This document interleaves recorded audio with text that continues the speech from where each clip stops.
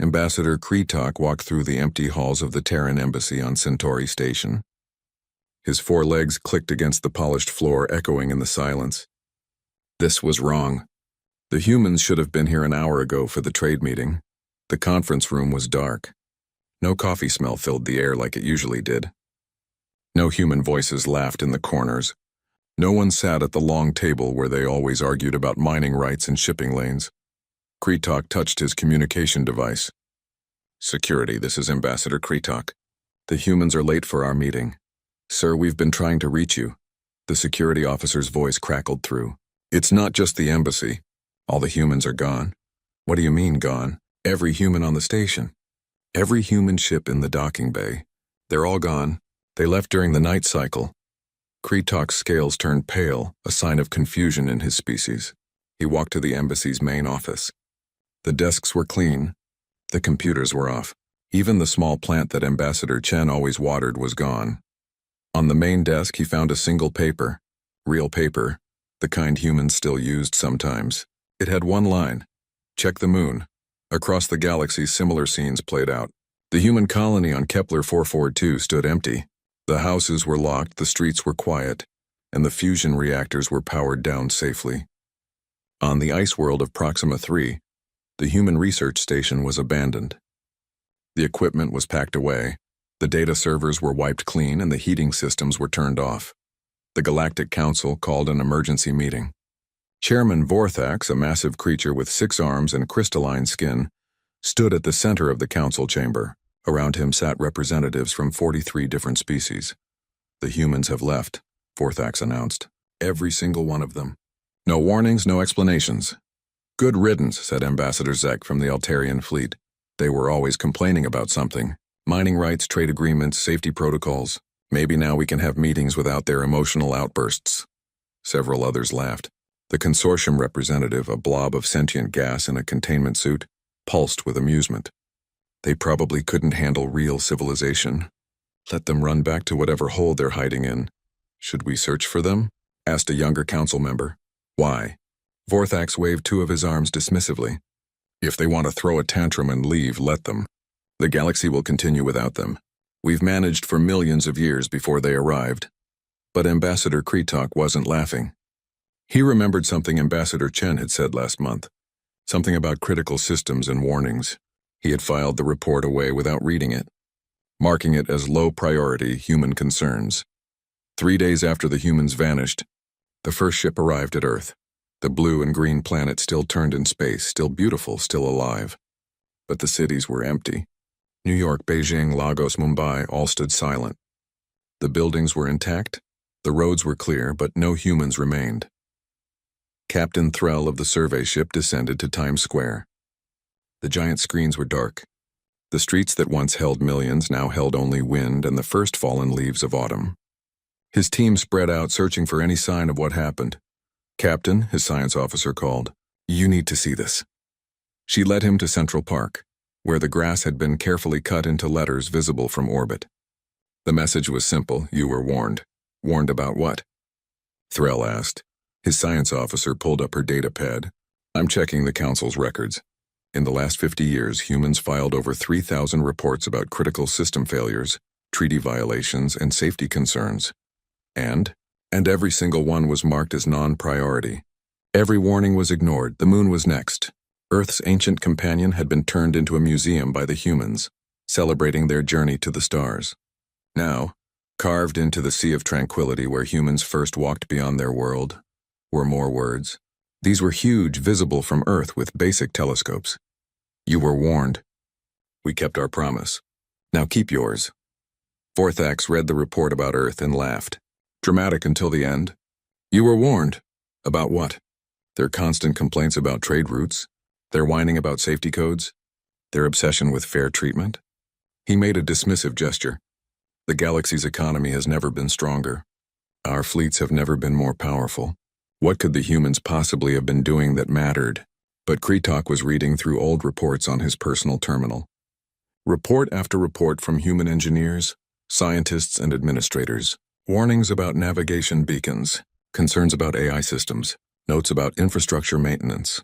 Each one was stamped with the same mark: Non-priority. No action required, Chairman, Kretok said slowly. Perhaps we should review these warnings more carefully.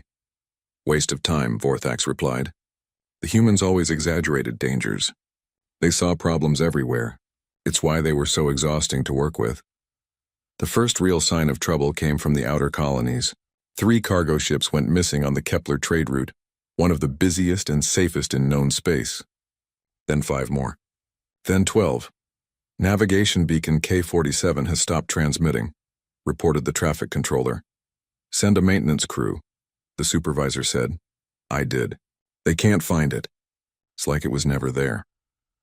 By the end of the first week, half the beacons on the Kepler route were dark. Ships started taking longer routes, adding months to their journeys. Some never arrived at all. The HFY Empire noticed problems next. Their agricultural worlds produced food for a dozen species. The vast farms were run by AI systems that controlled everything from soil moisture to harvest timing. One morning, every AI system crashed at the same moment. Get them back online, ordered the Zephrani Prime. We can't, the technicians reported. The base code is corrupted. We need to rebuild everything from scratch. How long will that take? Years, maybe decades. We don't fully understand how the systems were built anymore. In the old files, they found notes from human programmers. Hundreds of patches and fixes dated over the last 30 years. The humans had been maintaining the code, fixing problems before they became disasters. The last update was dated the day before they left. The Altarian fleet, pride of the galaxy's military forces, discovered their own problems when their newest battleship suddenly went dark during a routine patrol. The fusion core had shut down. Then another ship lost power. Then another. Deep in the safety protocols, they found human-designed software. Software that monitored the fusion reactions and prevented catastrophic failures. Software that expired exactly 72 hours after the last human biosignature went offline. Can we fix it? The fleet admiral asked. We're trying, the engineers replied. But the humans wrote this code. We don't understand half of it. Ambassador Kretok found something in the abandoned human embassy that made his scales turn completely white with fear. It was a hidden file in Ambassador Chen's personal computer, which had been left behind. The file was named Project Avalanche. Inside were thousands of documents, records of every critical system the humans had been secretly maintaining. Every disaster they had prevented, every problem they had fixed without asking for credit or payment. The list was staggering. Navigation beacons, AI systems, fusion safety protocols, disease containment, market stabilization, border security, communication networks, water purification, air recycling. The list went on for pages. At the bottom was a personal note from Ambassador Chen. If you're reading this, then we're gone. For 200 years, we tried to be partners. We shared our knowledge, our strength, our hope. In return, we were called primitive. Our warnings were ignored. Our contributions were forgotten. We were tolerated, not valued, so we're leaving. We've shut down everything we were maintaining in secret. You'll have to manage on your own now. This isn't revenge. It's just the natural consequence of taking something for granted. Good luck. You'll need it. Kretok ran to the council chambers with the file, but Vorthax was in another meeting laughing about the human drama with other ambassadors. They would not understand, Kretok realized, until it was too late. The humans had not just left. They had removed themselves from every system, every process, every small vital function they had been quietly performing. And now, like a mountain losing its foundation stone by stone, the galactic civilization was beginning to crumble. But it would take more than crumbling navigation beacons and failing farms to make the council understand what they had lost. It would take complete collapse, and that, Kretok feared, was exactly what was coming. The Kepler trade routes had been the pride of the galaxy for over 1,000 years. Ships from every corner of known space used these paths to move goods, people, and information. They were so safe that insurance companies had stopped charging extra for ships that used them. That was before the humans left. Captain Vex of the cargo ship Starhauler was the first to die when beacon K-51 failed. His ship jumped into what should have been empty space. Instead, it arrived inside an asteroid. The explosion was visible from 3 systems away. By the end of the second week, 37 ships had been lost. The Trade Council met in emergency session. How did this happen? Demanded the Merchant Prime. These routes have been safe for centuries. The investigation team brought their findings. Deep in the maintenance logs, they found records they had never noticed before. Human technicians had been manually adjusting the beacons every few days. Small corrections that kept them aligned despite gravitational drift, solar wind, and the tiny pull of dark matter. The beacons are ancient technology, the lead investigator explained. We thought they were self-maintaining, but the humans were doing it all. Every adjustment, every recalibration, every small fix that kept ships from jumping into stars or planets or each other. Can't we do what they did? Someone asked. We're trying, but they didn't leave instructions. They knew these routes like they knew their own bodies. It would take us years to learn what they knew. The HFY Empire was dying. Their agricultural worlds could grow enough food for half the galaxy.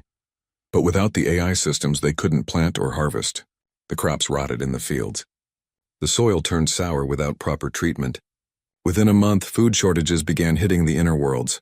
Emperor Zeph called in every computer expert in the Empire. Fix the systems, he commanded. But the experts were helpless. The code is beyond us, they admitted. It's like trying to read a book where every other word is missing. The humans didn't just maintain it. They understood it in a way we never tried to. Old messages were found in the system archives. Years of human programmers warning about critical vulnerabilities. Suggestions for upgrades that were rejected as too expensive. Requests for documentation that were denied because the Zafrani didn't want to share their advanced technology with primitive humans. The last message was from a human programmer named Sarah Martinez. When this crashes, and it will crash, remember that we tried to help. The Altarian fleet was grounded. 300 of the most advanced warships in the galaxy sat powerless in their docks. The fusion cores could not be restarted without the human safety software. Fleet Admiral Zorak stood on the bridge of his flagship, now dark and cold. Can we write new software? We're trying, his chief engineer reported. But every test results in core breach simulations. The humans' code prevented 17 different types of catastrophic failure. We've only figured out how to prevent 3. How long until we can fly again? At our current rate? 20 years, maybe 30. The proud Altarian fleet, which had never lost a battle in 5,000 years, was now defenseless, and their enemies were beginning to notice. The Proxima Financial Exchange handled quadrillions of credits every day. It was the beating heart of the galactic economy. When it crashed, the entire galaxy felt it. The quantum-encrypted transactions that kept money secure suddenly weren't secure anymore. Credits disappeared from accounts. Trades happened that no one authorized. Within hours, centuries of accumulated wealth vanished into nothing. What happened? Screamed the chairman of the exchange. The investigation revealed the truth.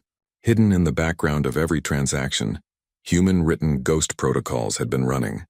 These programs prevented the consortium's banking AIs from manipulating markets. They stopped insider trading by species who could see a few seconds into the future. They kept the playing field level. Without these protocols, the strong began devouring the weak. The consortium's AIs immediately started transferring wealth to their creators. Species with psychic abilities began predicting and manipulating markets. Within a week, 90% of the galaxy's wealth was in the hands of 5 species. On 12 different worlds, the plague suppressors failed simultaneously. These machines had been keeping ancient diseases contained for so long that most species had forgotten the diseases existed. The Council had cut funding for them decades ago, declaring the threats managed. But the humans hadn't forgotten. They had been maintaining the suppressors with their own resources, updating them, replacing parts, keeping the invisible threats at bay. The first outbreak was on Rigel Prime, a disease that turned blood to acid, contained for 300 years, suddenly spread through the capital city. The quarantine walls that should have activated didn't. The medical protocols that should have engaged remained silent. In the old medical files, they found reports from human doctors, warnings that the suppressors were failing, requests for funding that were denied, notes that human medical teams were doing the work for free because someone had to. The last note was from Dr. James Park. We can't keep doing this without support. When we're gone, you'll have 6 days before system failure. May God help you. Pirates had always existed at the edges of civilized space, but they had never been a real threat. The Council's forces were too strong, the response too swift. But the Council's forces weren't the only thing keeping pirates at bay. The human volunteer patrol fleet had been a joke to most species. Old ships with outdated weapons crewed by humans who couldn't afford passage on better vessels. The council had mocked them at official dinners. Playing soldier, they had laughed. But those volunteers had been everywhere the council forces weren't. They had been patrolling the dark spaces between systems. They had been watching the forgotten colonies. They had been the thin line that kept chaos from creeping in. Now they were gone. And chaos was no longer creeping. It was rushing in like a flood. The first major pirate attack hit a medical supply convoy heading for the plague-infected worlds. Without the human patrols, the pirates had perfect intelligence on undefended routes. 30 ships of medicine were taken. Millions died who might have lived. The Vorgothi hive mind began experiencing something they had no word for: loneliness. Their species shared thoughts across space, billions of minds linked in perfect harmony, but the harmony was breaking.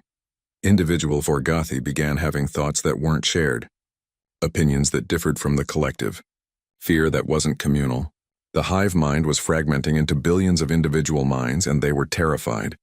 The investigation found the cause. Human technicians had been performing micro-adjustments to their neural network transmitters, tiny changes that accounted for quantum interference, solar radiation, and the background noise of space. Without these adjustments, the signal degraded. Individual minds began to separate from the collective. The Vorgothi had never known the humans were doing this. They had considered humans too primitive to understand their biology. They had refused human requests to study their systems, afraid the inferior species might damage something. Now, as their billion-year-old collective consciousness began to dissolve, they realized the truth. The humans hadn't just understood their biology. They had been the only thing keeping it functioning. Ambassador Kretok stood before the Galactic Council with a stack of reports. "These are all the human warnings from the last 50 years, he said. "Every system that's failing, they warned us about. Every disaster we're facing, they predicted." "Coincidence," Chairman Vorthak said, but his voice lacked conviction. "They were maintaining over 3,000 critical systems," Kretok continued. "Systems we thought were self-sustaining. They did it without credit, without payment, often without permission. They did it because it needed to be done." "If this is true," another ambassador said slowly, "why didn't they tell us clearly?" Kretok pulled up a holographic display. It showed message after message from human representatives. Clear warnings, detailed explanations, desperate pleas for support. Each one marked with the same stamp: non-priority. "They did tell us," Kretok said. "We just didn't listen. We called them primitive. We said they were too emotional. We laughed at their concerns. And now they're gone, and everything they were holding together is falling apart." The room was silent.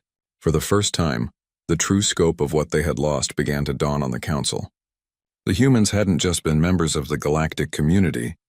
They had been its invisible foundation, and now that foundation was gone. The plague on Rigel Prime had killed 3 million in 2 weeks. The acid blood disease was spreading faster than anyone remembered from the historical records. But worse plagues were awakening on other worlds. On Centauri Beta, a fungus that converted living tissue to spores broke free from its containment. The suppressors had failed there too, their human maintenance crews gone.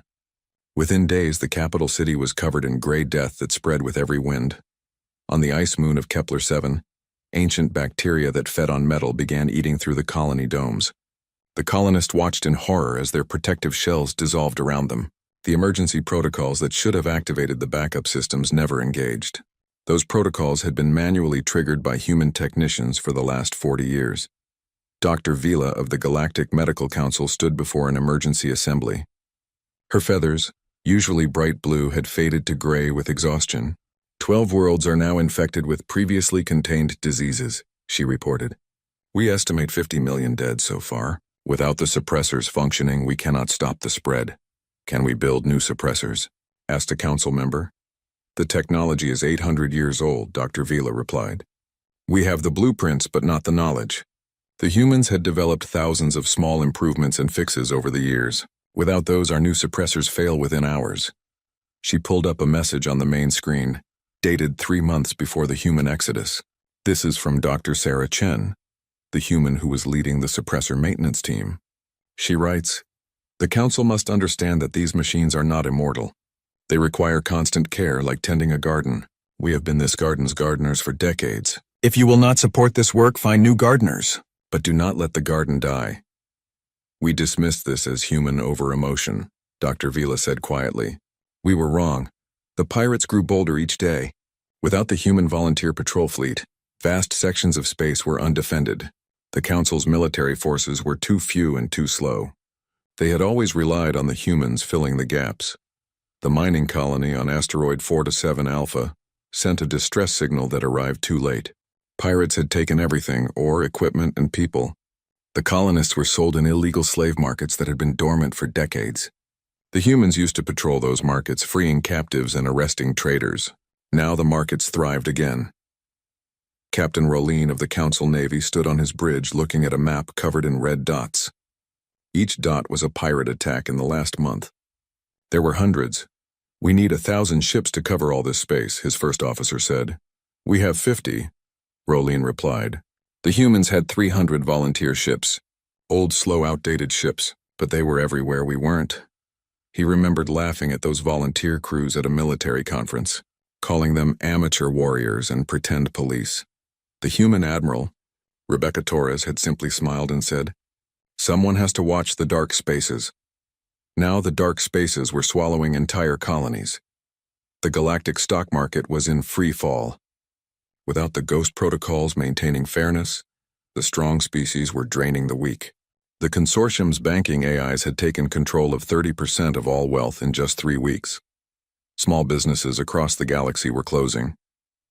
Retirement funds vanished overnight. Entire species economies collapsed as their resources were legally stolen through market manipulation. Marcus Vreen, a Tellarian merchant who had run his family's shipping business for 200 years, stood in his empty warehouse. The AIs bought all my contracts for a fraction of their worth, then sold them back to me at 10 times the price. It happened in seconds. The laws say it's legal, but it's theft. He held up an old paper card. A human trader named John Kim gave me this 20 years ago. His contact information. He said if the markets ever went crazy, call him. He said he'd help. But John is gone. They're all gone. The Vorgothi were screaming. Not out loud. Their species had no vocal cords. But in their minds, billions of them were screaming as their hive mind shattered completely. For the first time in their species' history, each Vorgothi was alone in their own head. The thoughts of others, always present like a warm blanket, were gone. They could still communicate through machines, but the instant perfect unity was broken. Many went insane. Others fell into comas. Some simply stood still, unable to function without the collective telling them what to do. Vorgothi Prime, once the speaker for billions, now spoke only for himself. We are dying, he told the council.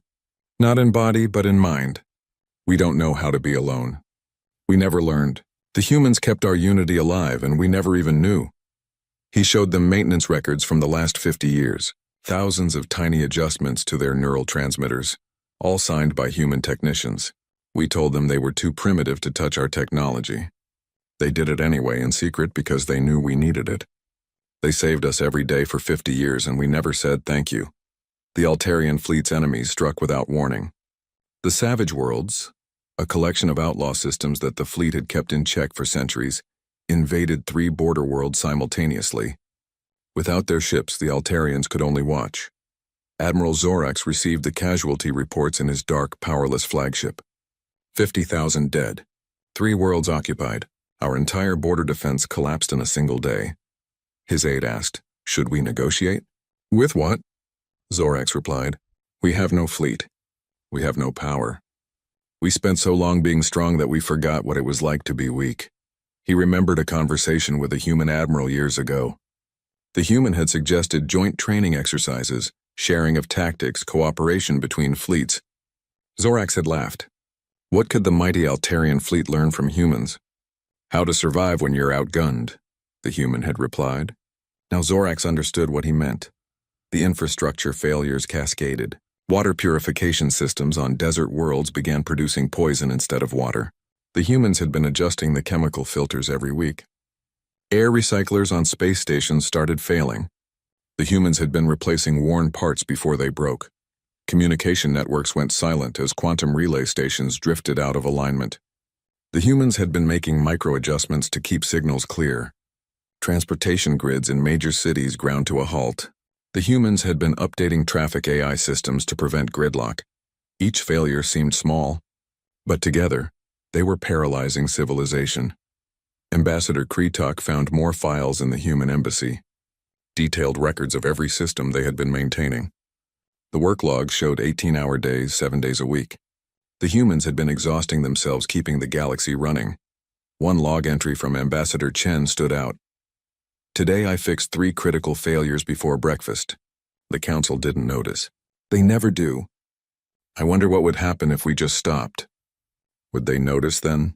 Would they finally see us as more than primitive apes? Or would they just blame us for the collapse? Kretok took the files to Chairman Vorthax. Look at this, he demanded. Look at what they were doing. Vorthax read through the logs, his 6 arms trembling. This can't be right. They were maintaining systems in my own home world.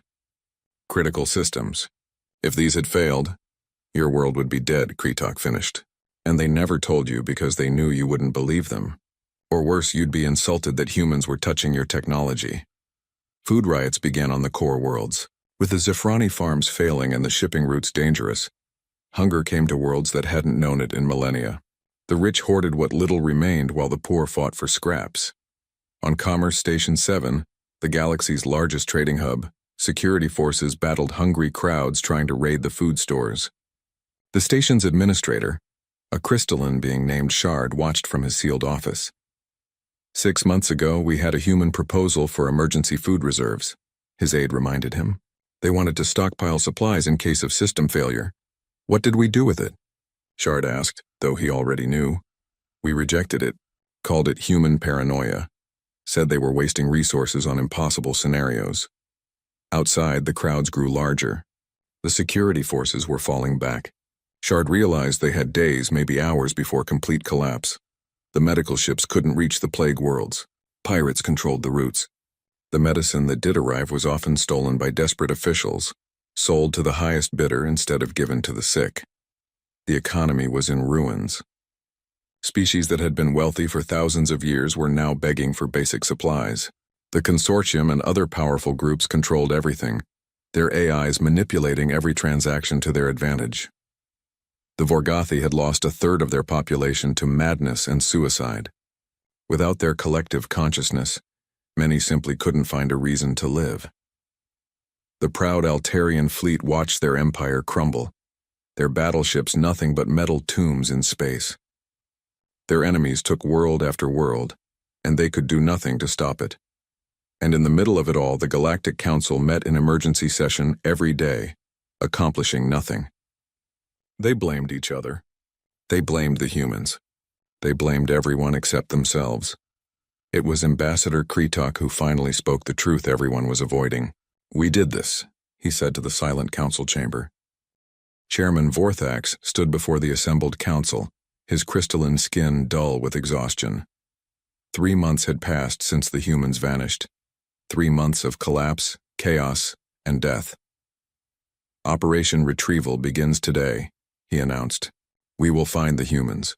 We will bring them back. The mission fleet was the largest search operation in galactic history. 200 ships from dozen species, including the few Altarian vessels still running on backup power. Their mission was simple: follow any trace of humanity and bring them home. Admiral Kresh of the Zalani commanded the fleet. His species had always been neutral toward humans, not friendly, but not hostile either. Perhaps that's why he was chosen. The humans might listen to someone who hadn't actively insulted them. The fleet's first stop was Mars, humanity's first colony beyond Earth. The red planet was as empty as Earth itself, but the science teams found something interesting. Deep beneath Olympus Mons, in caves the humans had turned into museums, they discovered a message. The message was carved into the stone in 100 human languages. We gave you our music and you called it noise. We gave you our art and you called it primitive. We gave you our strength and you called it weakness. We gave you our warnings and you called them lies. We gave you our love and you called it worthless. We are done giving. Dr. Helix, a tentacled scientist from the deep ocean world of Aquarius, studied the quantum signatures left by the human exodus. They didn't use standard jump drives, she reported. "This is something else. Something we've never seen." "What do you mean?" Admiral Kresh asked. "The signatures suggest they folded space itself. Not jumped through it, but actually folded it. The energy requirements would be impossible. Unless they had technology we didn't know about," Kresh said quietly. They followed the quantum trails to the Eagle Nebula, where humans had once maintained a research station. The station was gone. Not abandoned, but completely gone. Only a small beacon remained, playing a recorded message on repeat. The message was from Earth's last president, Maria Santos. She stood in what looked like a command center, wearing simple clothes instead of formal robes. Behind her, humans of every nation worked at terminals, united in purpose. "To whoever finds this," she said, her voice calm but firm, "for 200 years we tried to be part of your community. We came to you with open hands and open hearts. We shared everything we had, our knowledge, our resources, our strength." The image shifted to show human workers maintaining alien technology, human doctors treating alien diseases, human teachers educating alien children. "For 200 years we warned you about the dangers we saw. The systems failing, the threats growing, the problems everyone ignored. We didn't ask for praise. We didn't ask for power. We just asked to be heard, to be valued, to be treated as equals." The image shifted again, showing council meetings where human representatives were laughed at, ignored, dismissed. "You called us primitive because we still felt emotion. You called us weak because we cared about others. You called us foolish because we saw danger where you saw none. You were wrong about everything." Santos stepped closer to the camera. "We found others who value what we offer, others who see our worth. We've left your space, your dimension, your reality. We've gone where we're wanted. Don't look for us. You won't find us. We've mastered technologies you said were impossible because you never believed we could. We've grown beyond what you thought we were because you never saw what we really were. We maintained your civilization for 2 centuries. Now maintain it yourselves. This is not revenge. This is not anger. This is simply goodbye." The message ended and started again. The fleet watched it 3 times in silence. Admiral Kresh ordered the fleet to continue searching. They found more beacons, more messages, more evidence of humanity's departure. Each told the same story. The humans hadn't just left. They had transcended. On the abandoned human colony of New Singapore, they found a research facility that shouldn't have existed. The technology inside was beyond anything the Council knew. Dimension fold generators, pocket universe creators, quantum consciousness transferers. "This is impossible," Dr. Helix said, examining the equipment. "This violates 12 laws of physics." "Human physics or our physics?" Kresh asked. I don't know anymore." The computers in the facility had been wiped, but one personal journal remained. It belonged to Dr. Jennifer Chen, a physicist who had been rejected from every major galactic university for being human. Her journal entries painted a picture of secret human advancement. While the galaxy scientists had mocked human theories, humans had been proving them in secret. They had developed technologies centuries ahead of anything the Council possessed. One entry stood out. "They think we're primitive because we still use paper and value our history. They don't understand that remembering where you came from doesn't mean you can't see where you're going. We've seen further than they ever will, because we weren't blinded by our own arrogance." The search fleet received an emergency transmission from the Council. More systems were failing. The death toll had reached 500 million. 3 more species were facing extinction. They needed the humans back now. Admiral Kresh pushed the fleet harder, following every lead, every quantum signature, every rumor. They found abandoned human settlements throughout unexplored space. Each one told the same story. The humans had been building something in secret for over a century. They called it Project Lifeboat. Not a plan to save themselves, but a plan to save those who valued them. The record showed offers made to individual aliens who had shown humans kindness. Quiet invitations to join them when they left. Most had been laughed off as human fantasy. On a frozen world at the edge of known space, they found their first real clue. A massive facility, clearly human-built, but using technologies that defied understanding. In the center was a gateway, a ring of metal and energy that hurt to look at. "It's a dimensional portal," Dr. Helix whispered. They actually built a dimensional portal. The portal was inactive, its power source removed. But the computers still had data, coordinates to where the humans had gone, not to another place, but to another dimension entirely. A universe where the laws of physics were slightly different, where humanity could thrive without the Council's shadow. "Can we follow?" someone asked. "Not without understanding the technology," Dr. Helix replied. "And understanding this would take decades, maybe centuries." Admiral Kresh found something else in the facility, a list of non-humans who had gone with them. Scientists who had respected human knowledge, doctors who had worked alongside human medics, engineers who had learned from human innovation, hundreds of individuals from dozens of species who had seen humanity's worth. Beside each name was a note, "Welcomed as family." The fleet discovered more facilities, more portals, more evidence of humanity's exodus. They had taken entire star systems with them, folded them into pocket dimensions, and carried them away. The scale of the operation was staggering. In one facility, they found recordings from the final days. Humans working around the clock, evacuating not just themselves but entire ecosystems from Earth.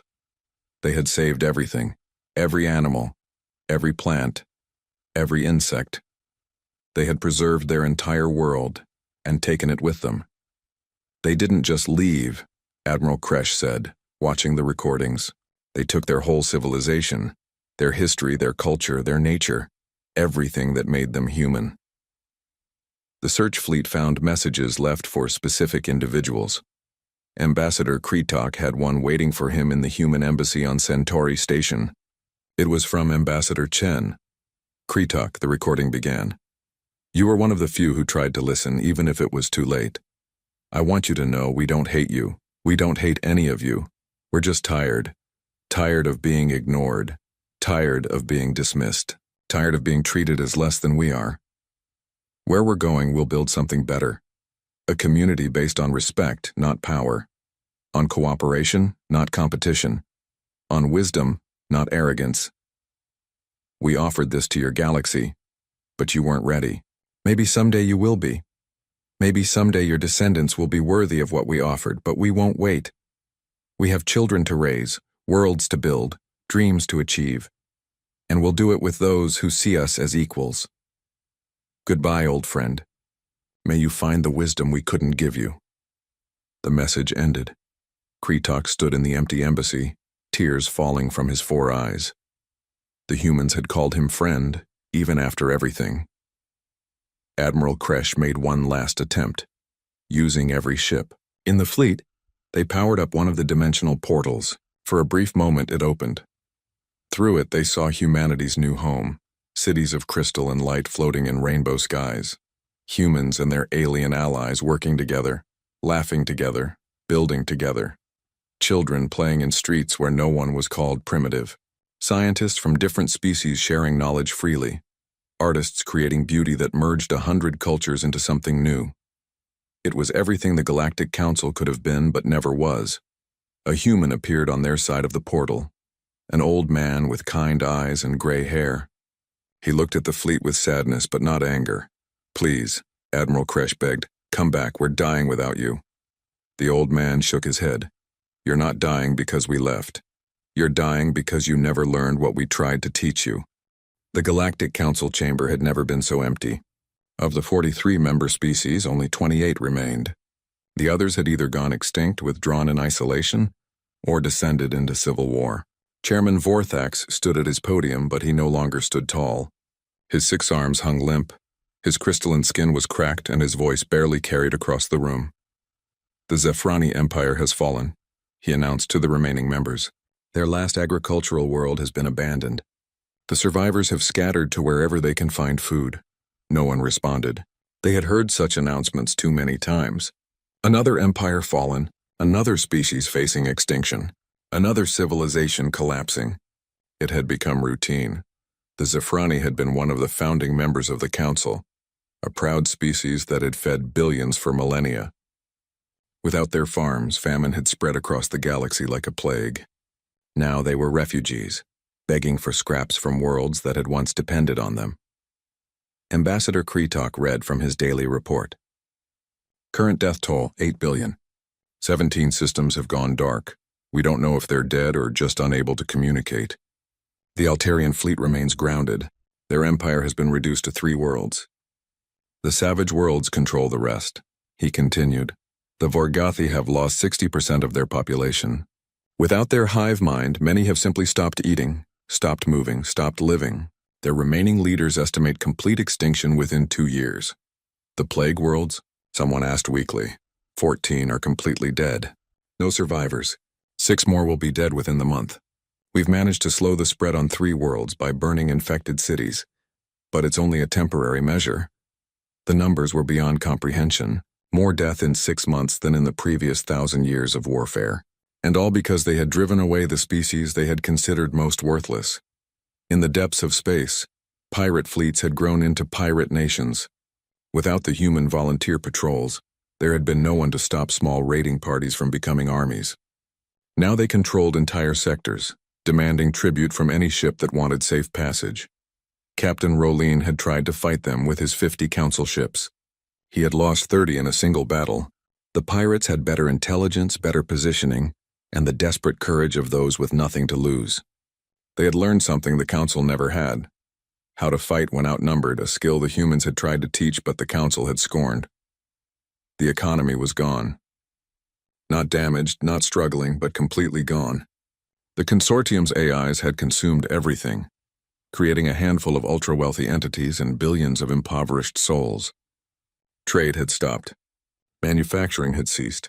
Innovation had died. On the once prosperous world of Commerce Prime, beings who had been billionaires 6 months ago fought over garbage. The markets they had manipulated for profit had turned on them, consuming their wealth as easily as they had consumed others. Marcus Vreen, the Tellarian merchant, had become a symbol of the collapse. His suicide note, broadcast across the galaxy, read simply, "The humans warned us that greed would eat itself.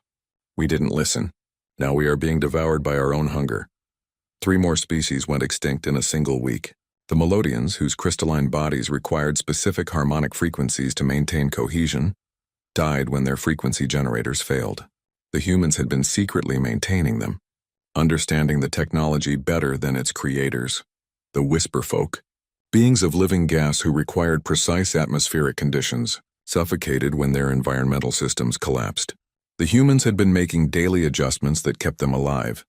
The Stone Shapers, silicon-based life forms that needed exact temperature regulation, froze solid when their thermal controls failed. The humans had been their invisible guardians, and never asked for thanks. Each extinction was discovered the same way, automated distress signals that no one could answer, followed by silence. Ambassador Kretok found one last file in the human embassy, one that had been hidden deeper than the others. It was labeled The True History. Inside was the real story of humanity's time with the Galactic Council. The file showed that humans had prevented 47 wars through quiet diplomacy. They had stopped 15 extinction events through secret intervention. They had saved the entire galaxy from a dimensional rift that would have destroyed everything, and they had never told anyone because they knew no one would believe them. Page after page showed humanity's hidden contributions, technologies they had developed and given freely, only to watch other species claim credit. Disasters they had prevented while being mocked for their paranoia. Lives they had saved while being called primitive saviors. The final entry was a poem written by a human child named Lucy Chen, Ambassador Chen's daughter. "We came with songs, you wanted silence. We came with hope, you wanted power. We came with love, you wanted service. We came as friends, you saw only tools. Now we're gone and you finally see. But seeing isn't understanding, and understanding comes too late." The council voted to dissolve itself. There was no point in continuing. Without resources to share, without power to project, without hope to offer, the Galactic Council was just a room full of dying species blaming each other for their doom. Chairman Vorthax gave the final speech. We were given the greatest gift any civilization could receive, a species that saw our flaws and fixed them, that knew our weaknesses and strengthened them, that faced our disasters and prevented them. And we threw that gift away because it came wrapped in what we called primitive packaging. The humans didn't destroy us. We destroyed ourselves the moment we decided we were better than them. They just stopped preventing our self-destruction. Let the record show that the Galactic Council fell not to invasion, not to disaster, not to time, but to arrogance. We thought we were gods.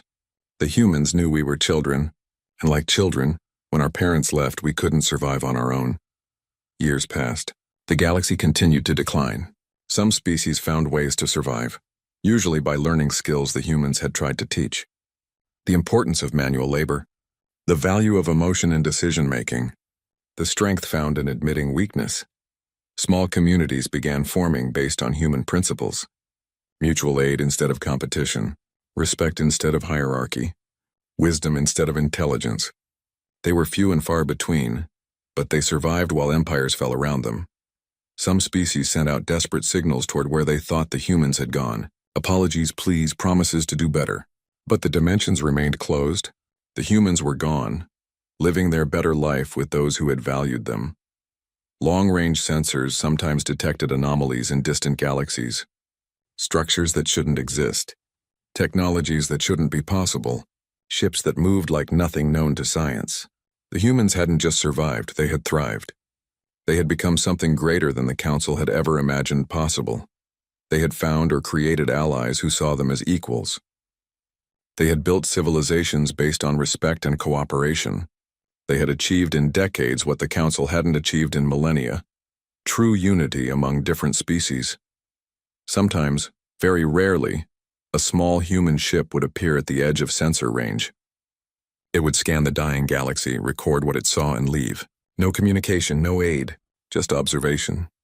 The humans were watching their former oppressors face the consequences of their choices. Ambassador Kretok, one of the few council members still alive, sent out a final message toward human space. He knew they would receive it even if they wouldn't respond. "We understand now," he said. "We understand what you were. We understand what we lost. We understand why you left. We don't ask for forgiveness, we don't deserve it. We don't ask for help, we don't merit it. We only ask that you remember us as an example of what happens when arrogance blinds wisdom, when power ignores worth, when the mighty forget that they stand on the shoulders of those they call weak. You were never primitive. You were never weak. You were never worthless. You were the best of us, and we were too proud to see it. Now we die in the darkness we created while you live in the light you've always carried. Thank you for 200 years of trying. We're sorry it wasn't enough." The message went out into the void. There was no response. There never would be. In the historical records kept by the surviving species, the fall of the Galactic Council became known as the Great Humbling, the moment when the galaxy learned that true strength isn't about technology or power or age. It's about seeing the value in everyone, listening to uncomfortable truths, and never taking for granted those who hold you up. The humans had tried to teach them this through words and example. The Council had refused to learn, so the humans taught them through absence instead. It was the hardest lesson the galaxy had ever learned, and it had cost them everything. But in small pockets of survival, some remembered the lesson. They built new communities on human principles. They valued emotion alongside logic. They listened to warnings even when they seemed unnecessary. They maintained what needed maintaining, even when it seemed to work fine without attention. These communities were small and struggling, but they survived. And sometimes when they looked at the stars, they wondered if the humans were watching. If maybe, in 1,000 years or 10,000,